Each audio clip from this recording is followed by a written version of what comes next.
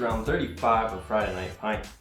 Finally, after a few weeks, and today we are sampling Velvet Fog from Wild Rose Brewery out of Calgary, Alberta. So it's been a long time coming. Moved to Calgary now. That's what this couple-week delay is, and didn't have any beers with me. Went to the liquor store, and it wasn't the usual one I went to. It was just like your typical liquor store, so they were not selling them by the can.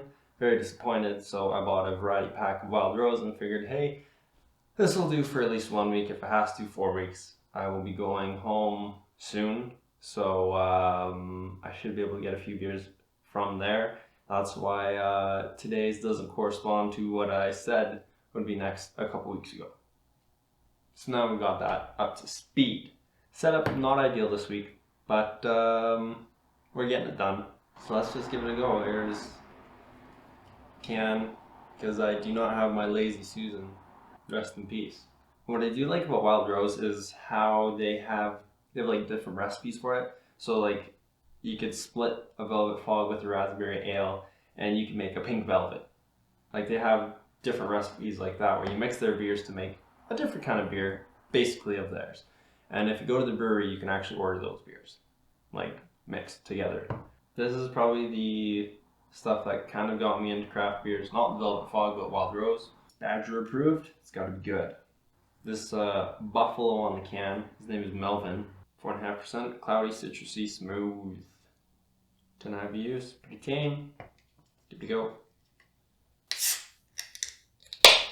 Melvin was a jazz singer with a voice as smooth as this unfiltered wheat beer. He's the inspiration behind this luminous gold-colored brew with a citrus tangy nose, brewed with only the best Canadian wheat and barley. Discharged from the military, Mel found his way to the Curry Barracks where he met the tricksters Rosie and Reggie, backing each other's hijinks since 1996. Got a fair amount of head.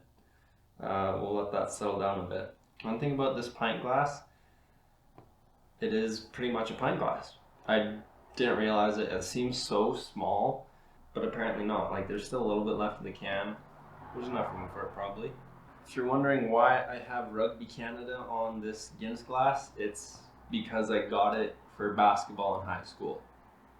Yes, a story that makes complete sense. So in my grade 12 year of high school, basketball provincials were in Pincher Creek, and there was the banquet for it, and there's like mini games going on, competition style. There's like dancing. One of my friends did the dancing, and I thought he did pretty good, and then a guy did the backflip, and the backflip was a backflip, not dancing anyways. He won. Was not happy about that. One of the mini games was singing the national anthem in French.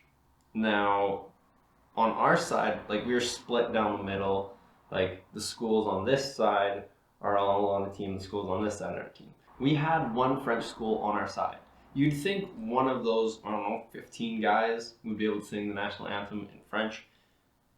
Maybe they don't, maybe they just had stage fright, but no one was going up, so I'm like, okay, guess I gotta do it. So I went up there, sang it.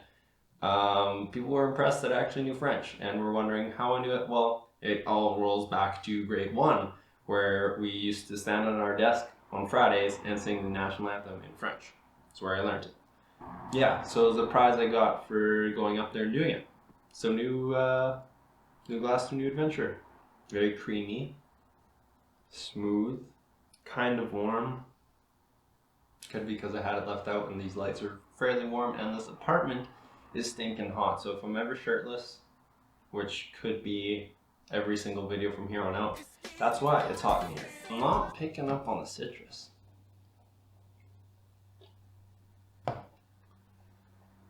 Okay, out of the can I can taste the citrus. A nice little flavor to it. I'll be honest, I haven't thought about a single number until this point, and kind of the whole purpose of these reviews to give it a number. Kind of intimidating. It's been a while, I'm out of practice. Not really out of practice because I have done some live ones in front of friends. Yeah, it's a basic, like if you want to be introduced to a beer, this is probably a good one to do. It's nice and creamy, smooth, and like with Wild Rose, you know what you're going to get every single time. It's going to be pretty consistent. I will be giving it a 3.5 it's the middle of the threes. Like it's that steady, that consistent. Not too much of a wow factor, but you know what you're getting out of it, and there's value in that. If you want to try like an interesting flavor, this probably isn't gonna fit the bill for you. But if you want something that you could probably pound a couple of these or just pound them all night, this is one of those beers. We'll see if next week we get to do what I thought I would do 2 weeks ago. If not, whatever, we'll figure it out.